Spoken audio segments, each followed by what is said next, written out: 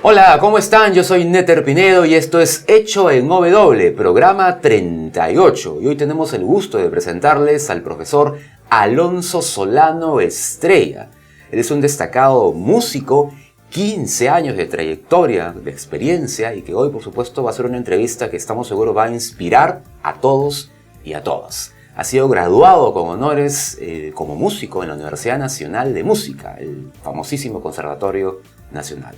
Profe Alonso, un gusto saludarlo. El gusto es todo mío. Gracias por estar en este programa. Nos honra que nos acompañe en este programa 38. Buenas tardes, Néter. El honor es todo mío. Encantado.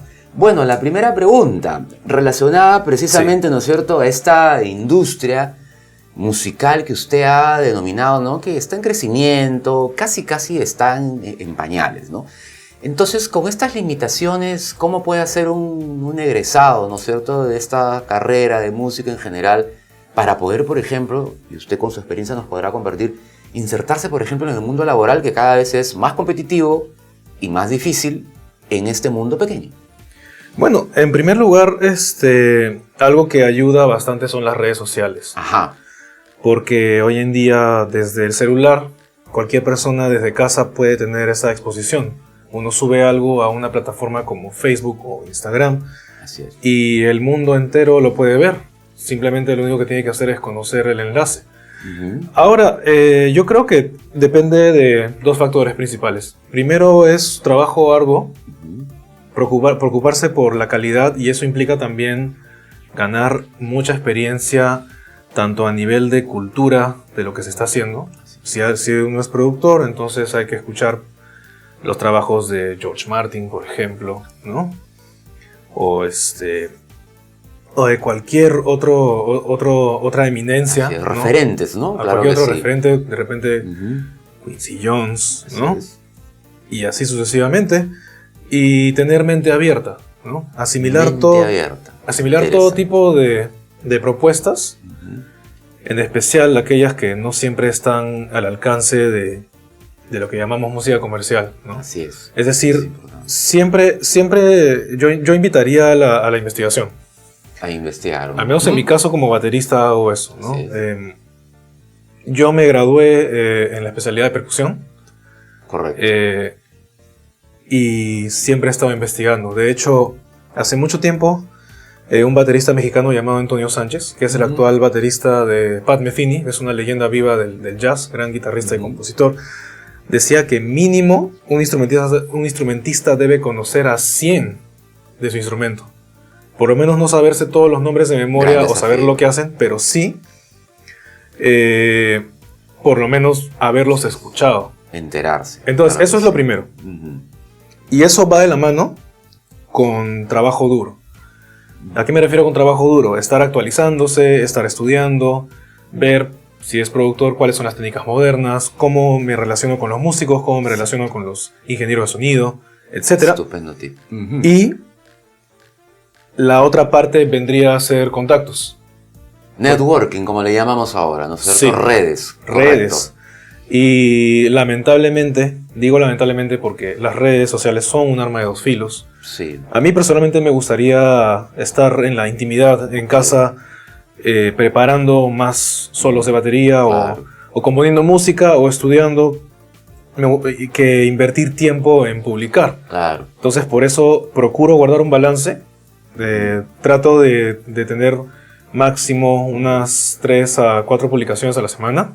Posteos, ¿no es cierto? Muy bien. Así claro. es. Algo medido, entonces, profesor, ¿no? Entonces, Algo recapitulando, medido. ¿no es cierto? Investigación, trabajo duro y, claro, por supuesto, el uso de las redes sociales. Pero creo que vamos a convenir que sea, pues, con pinzas, ¿no es cierto? No hay que negar que es una posibilidad, ¿no es cierto?, de promoción, de visibilizar, de posicionamiento, pero con pinzas, ¿no es cierto? Creo que lo que usted dice es medido, ¿no? Para mostrar el trabajo, y ayudaría mucho, por supuesto, a un estudiante y a un egresado. Así es. Mi mínimo es una publicación a la semana.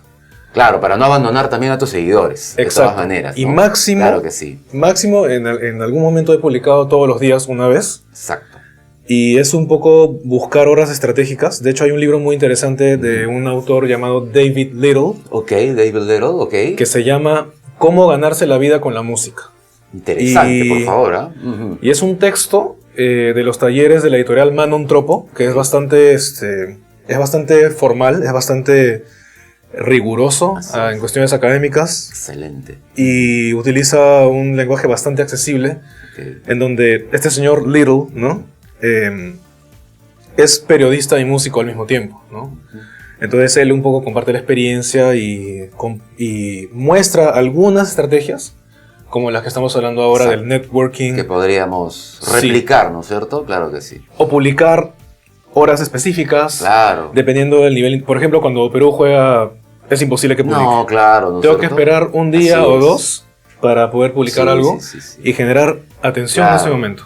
Y por supuesto, ahí viene la parte de trabajo duro. Solamente mostrar cosas que están muy bien hechas, que son excelentes. No procurar que se eviten errores tanto de sonido como de nitidez en el video y claridad en la ejecución. Profesor, usted es un apasionado de la docencia, ¿no es cierto? Usted ya enseña, siempre le ha gustado, ¿no es cierto?, transmitir, y creo que la mejor lección es que nos volvemos pues en un aprendizaje de nuestros propios alumnos, ¿no? Así es. Resulta que cuando usted egresa, ¿no es cierto?, ya estaba entonces ya practicando, ¿no? Porque ese también es otro reto que tienen, ¿no es cierto?, los estudiantes, cómo conseguir las prácticas preprofesionales, ¿no es cierto? ¿Cómo fue en su caso? ¿Algún tip rapidísimo para que aprendamos de lo que le ocurrió a usted? Bueno, lo primero es, nuevamente viene el tema del trabajo duro de la influencia. Así es. Y por supuesto hace 15 años era muy diferente. No había tanta exposición Otro virtual. contexto, ¿no? Sí. Claro. Pero sí, por ejemplo, en la escena local, por lo menos los dueños de lugares nocturnos, ¿no? O los músicos que acostumbran tocar, casi siempre van y uno siempre tiene que buscar hablarles y aprender, ¿no? Sobre todo de personas mayores, para de esa manera tener un poquito de vivencia, influencia. Sí. Eso fue lo que yo hice cuando tenía 13, 14 años. Me hice amigo de los vendedores de la tienda Disco Centro. Así es. Llegamos a un nivel de confianza tal que hasta me prestaban discos y me los llevaban a mi casa, a pesar de que no siempre los compraba, porque eran inaccesibles para mí económicamente, ¿no? Estamos hablando de un niño de 13, 14 años que solo tiene propinas. Exacto. Eran 2 meses de ahorro para comprarse un disco. Pero lo hacía. Pero ahí está, perdón la interrupción, profesor, el trabajo duro, ¿no? Y su curiosidad, además, insaciable. A propósito, en la famosa y recordada, para los millennials que nos van a ver, la recordada discoteca Yo soy uno de ellos, Disco Center, ¿no es cierto? Sí. Hace muchos años, cuando había pues estos discos, ¿no es cierto? La Centro cultura del disco. Pero fíjese usted, profesor, que justo ahí hay un hecho que ocurre al profe Alonso que le cambia la vida. Y ahí es donde le enseñan a descubrir, ¿no?, a la banda canadiense Rush. Cuénteme cómo es esa situación, ¿no es cierto? Que le cambia la vida, o sea, literalmente eso le he dicho, ¿no? Eso creo que puede ayudar mucho. Bueno, lo que sucede es que yo aprendí percusión cuando tenía 7 años y lo hice de manera empírica. En el colegio a veces tocaba cajón y sacaba las canciones a oído. Y a los 12, de 12 para 13 en realidad, le dije a mi mamá para entrar a clases en la Academia Yamaha.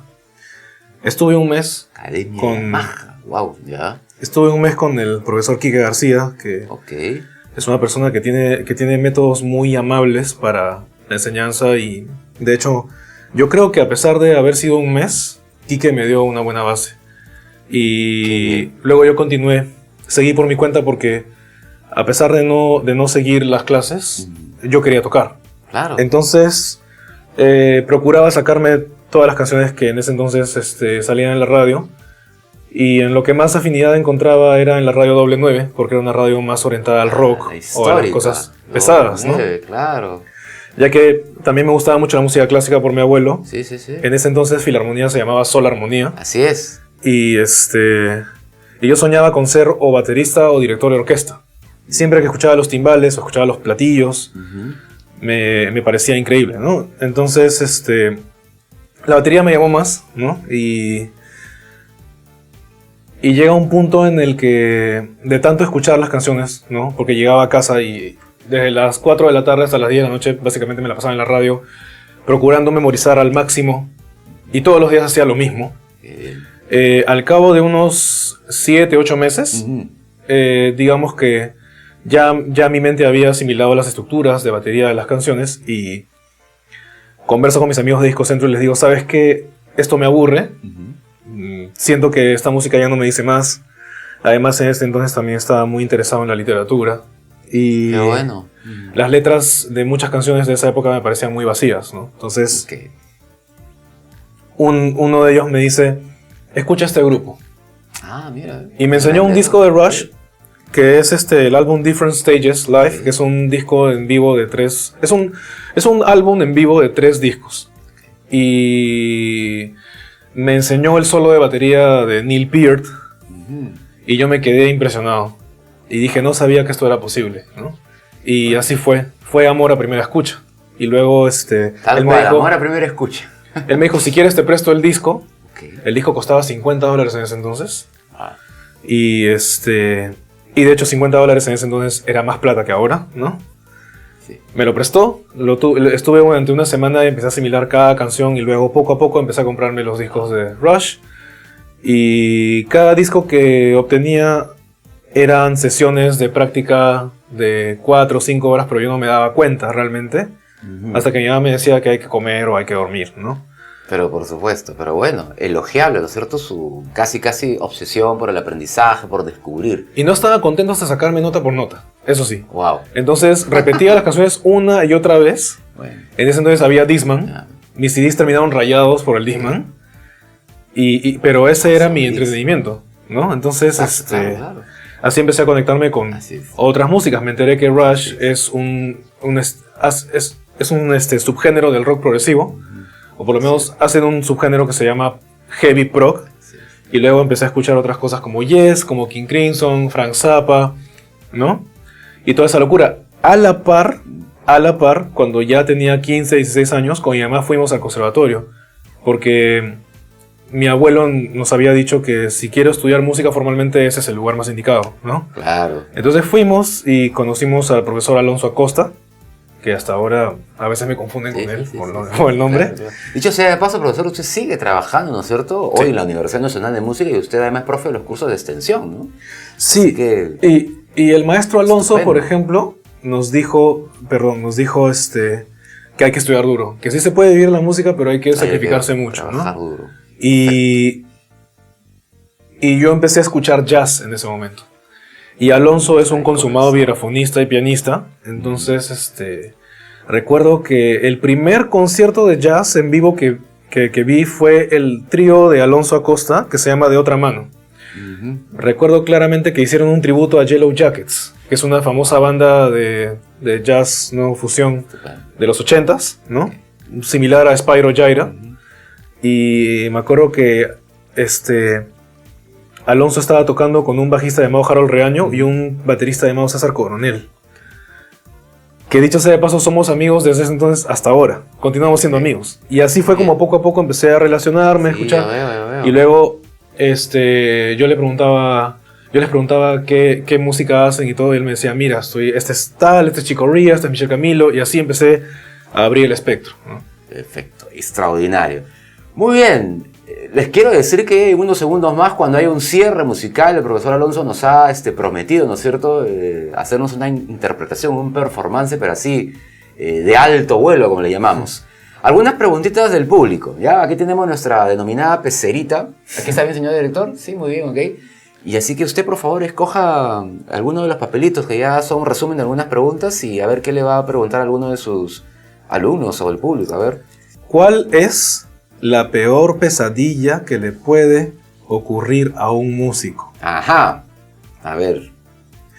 Bueno, yo creo que son muchas, Ya, a ver una, profe. pero no sé si la peor, porque todas son muy parecidas. Ya. Pero tal vez sí podría hablar en base a mi propia experiencia. Ok. Una mala logística. Mala logística. Sí, mala logística. Es decir, Ok. llegamos pues llegamos a tocar y ya habíamos acordado y eso no nos abren la puerta, no hay ingenieros de sonido, no hay técnicos. Claro. Eso yo creo que sería la peor pesadilla. Muy bien. Más que un mal sonido, más que falta de ensayo, más que un instrumento en mal estado, mala logística. Anótelo entonces, ya lo sabe. Otra, profe, a ver, vamos. ¿Qué le dicen? ¿Qué harías para convencernos que nos interese la producción musical? Carrera en la que usted enseñe. A ver. Necesitamos más profesionales para que la industria crezca. Ok. De esa manera yo creo que van a haber más oportunidades. Perfecto. El nicho todavía es pequeño. Todavía no hay, digamos, el mercado que, por ejemplo, puedes encontrar en México o en Estados Unidos. Correcto. Incentivar además que, así como puedes pagar 20 soles por un café en Starbucks o por tu cerveza, invitarles a que vean a sus amigos y paguen su entrada. Exacto. ¿No? Exacto. Que en Reconozcan realidad, el trabajo, claro que en que realidad sí. no hay excusa, ¿no? Así es. Y que más bien la gente no vive del aire, ¿no? Así Las es, salas de profe. ensayo no se pagan solas. Exacto. Tiene Entonces, razón. Claro que sí, hay que buscarle la autosostenibilidad. Profe, a ver una más. Sí. ¿Qué dice, profe? A ver. ¿con qué músico te identificas? Ajá. ¿Y por qué? Me identifico con muchos también. Ya. O sea, no puedo decir a uno, así como diríamos, cuál es el favorito o etcétera, ¿no? Ujú. Tal vez me identificaría con Frank Zappa. Frank Zappa, muy bien. Frank Zappa fue un compositor estadounidense que tomó las riendas de su propia carrera. Él fue autodidacta, no fue a ningún conservatorio y por su propia cuenta y su investigación hizo una música maravillosa donde hasta ahora no se sabe qué género es. Se le llama avant-garde o de vanguardia, ¿no? Pero digamos que si es que queremos tratar de clasificarlo, sería una integración de la música clásica con la música contemporánea experimental de vanguardia, ¿no? Y el rock. A la vez que también, con sentido del humor brillante, criticó muchas cosas del sistema educativo americano. Entonces, ¿no? Entonces sería algo así como un rebelde, Ya. que busca decir las cosas con educación, ¿no? Perfecto. Algo así. Una travesura más, una más, profesor. A ver, una más, una más. Ya, ahorita nos cortan. Ya, vamos. A ver, profe Alonso. ¿Qué dice? Con eso nos despedimos. Ya viene el cierre musical. 2 tips básicos para ser baterista. A ver, 2 tips básicos para ser baterista, gran baterista. Bueno, el primero es tener un buen sentido del tiempo, tener ritmo. Tiro del tiempo y ritmo, ok. Y eso implica escuchar. El baterista tiene que tener la capacidad de escucha. Y número 2, estar atento a las necesidades de los demás. Porque el baterista es como el director de orquesta. Correcto. Y esto no lo digo yo, lo dice Elvin Jones, que ayer estuvo de cumpleaños. Elvin Jones, gran baterista de jazz, muy famoso por los discos de John Coltrane, A Love Supreme, por ejemplo, o también con Miles Davis. Elvin Jones decía, antes estaba el director de orquesta, que se encargaba de dirigir las frases, de dirigir las intenciones y de expandir las posibilidades musicales del conjunto. Ese rol fue cambiado por el baterista. Porque el baterista, al tocar, no es solamente un fulano que marca el tiempo, sino además, mediante la intensidad con la que toca y mediante las ideas que toca, está dando soporte y está dando apoyo y está dirigiendo las intenciones de todo el conjunto. Perfecto. Profe Alonso, ha sido un gran honor tenerlo. Los hemos disfrutado, ha sido un recital de cultura y creo yo que, como le decía al inicio, va a inspirar, ¿no es cierto?, a todos los que van a ver esta entrevista. Y ahora, por favor, regálenos este cierre musical, no se lo puede perder. Pero desde ya le agradezco que haya estado aquí Gracias. en Hecho en W. Disfruten de este cierre musical, performance así extraordinario del profesor Alonso Solano, aquí en Hecho en W, programa 38.